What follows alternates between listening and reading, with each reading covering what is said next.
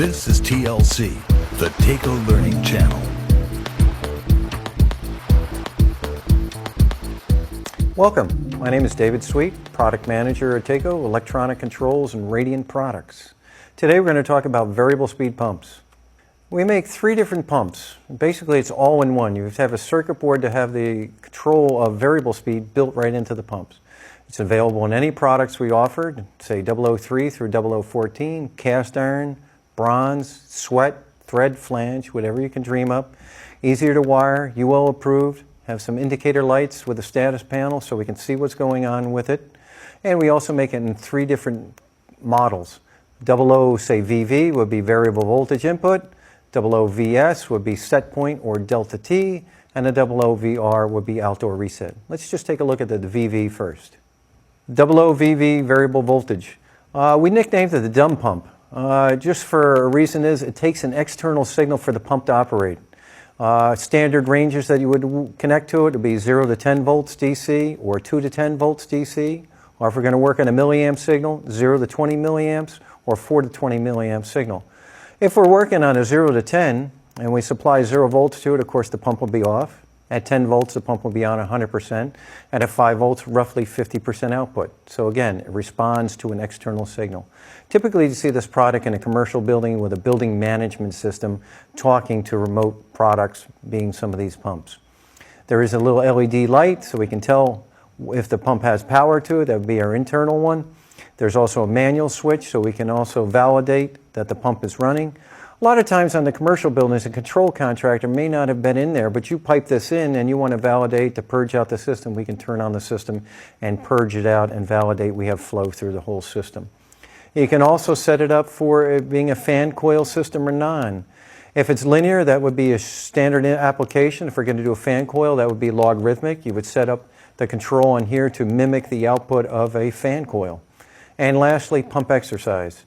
Every 3 days of non-use, we're going to cycle the pump so we don't have any seasonal startup issues. So again, the 00 of variable voltage, or VV, is available in any product we offer. Main application would be something under the commercial. All right, let's look at the next product, would be the 00VS. That would be our set point pump. And it's actually our most popular. It has three modes of operation within itself. You can do set point, just like the name says. In 4 different ranges, we can go from 30 degrees to 210 degrees Fahrenheit. But one of the greatest features that we can do is the ability to do delta T. Anywhere from 5 to 50 degrees delta, this pump will speed up or slow down to maintain that fixed delta. You can also do a limit or boiler protection application, 75 to 165 degree F on there. If we're going to do set point, we can do boiler protection. As with the VV pump, we can set it up for a fan coil application, which would be a logarithmic output. You can also configure it. Do I want it to be direct or reverse acting? On temperature rise, do I want the pump to speed up or slow down? We can configure that through this switch here. Let's look at some applications. All right, top application is maybe I have a boiler, a non-condensing boiler connected to a large mass system. And we have a lot of problems, say Monday morning when they turn on the system. Maintenance man shows up at 3 in the morning, turns on the system. You have all that cold water coming back to the boiler, and the boiler condenses for several hours until the system warms up. Well, we could pipe in a manual bypass. There's several other ways we could do it. Or a better way to do it is put a pump across the supply and return and put a sensor at the inlet of the boiler. So when we turn on the system, if the sensor inlet is, say, pick a number, less than 140 degrees, dial it into their control, this pump will suck water out of the supply, temper the return back to the boiler. As the return warms up, the pump goes slower and slower, and as it approaches 140 degrees, it eventually shuts off. Now all the water goes out to your system. It's great for problem jobs. We see this all the time. There may be a snow melt connected to a non-condensing boiler. Or, again, pool heating, something like, again, high mass, low temperature system connecting to a non-condensing. This is a perfect product for that. Then let's take a look at the bottom diagram. That would be the delta T application. We have the ability to speed up or slow down the pump based on the difference between two temperatures. In this case, maybe we have a snow melt system out there. So we're looking at the temperature coming back from the snow melt, and we can limit the temperature going out to the snow melt based on that difference, 5 to 50 degree delta. So if I hook this up to the control, I'll vary the speed through the boiler side, the heat transfer, to maintain that. That's why we have a note on there, that being a high mass boiler. We can vary the temperature or flow through this side to affect the temperature going out. Example is, maybe we turn a snow melt system on and it's 20 degrees outside, so I have cold water coming back at the outdoor temperature of 20 degrees. I don't want to send 140 degree water temperature out to that slab. I could get crack or thermal shock that slab. So what we can do is we can limit the temperature. Maybe 30 degrees, we'll set it. So if it's coming back at 20, we'll limit it at 50 degrees, F going out. And as the return warms up, we keep raising the supply.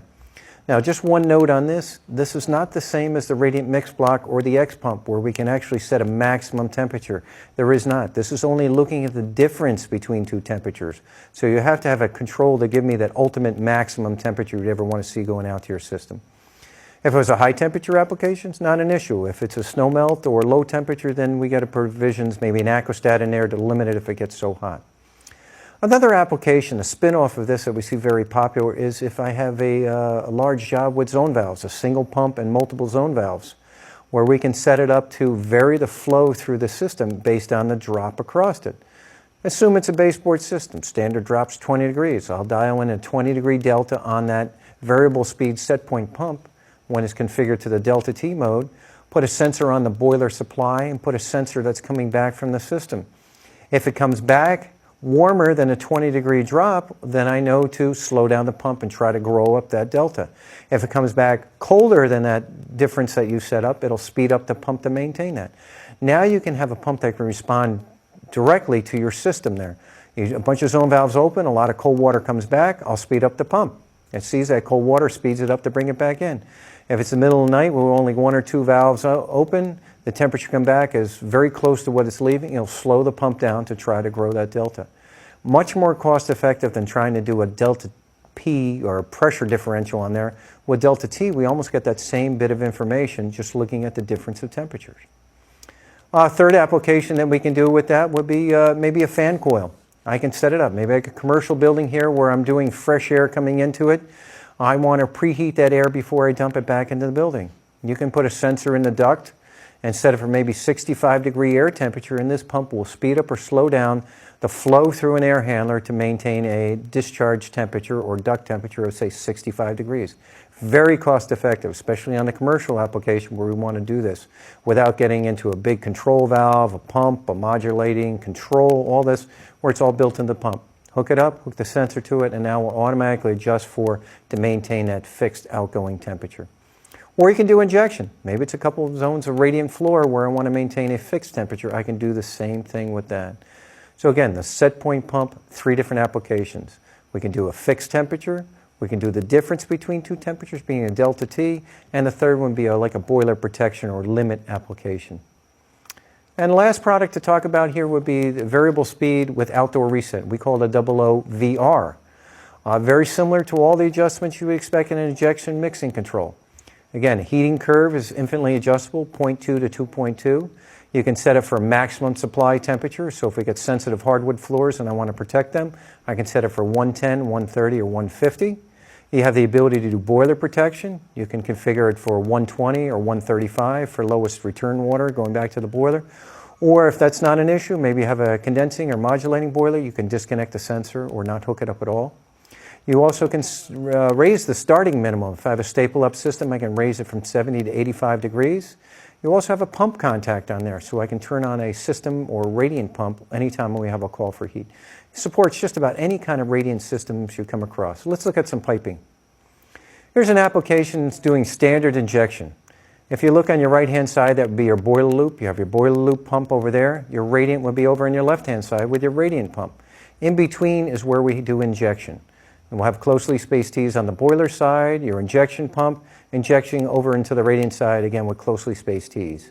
You'd like to put in a balancing valve there on the injection bridge so we can vary the flow or set it up ideally for the size pump you picked. But the idea with the injection here, all the electronics are mounted into the pump, so everything comes back to one single location.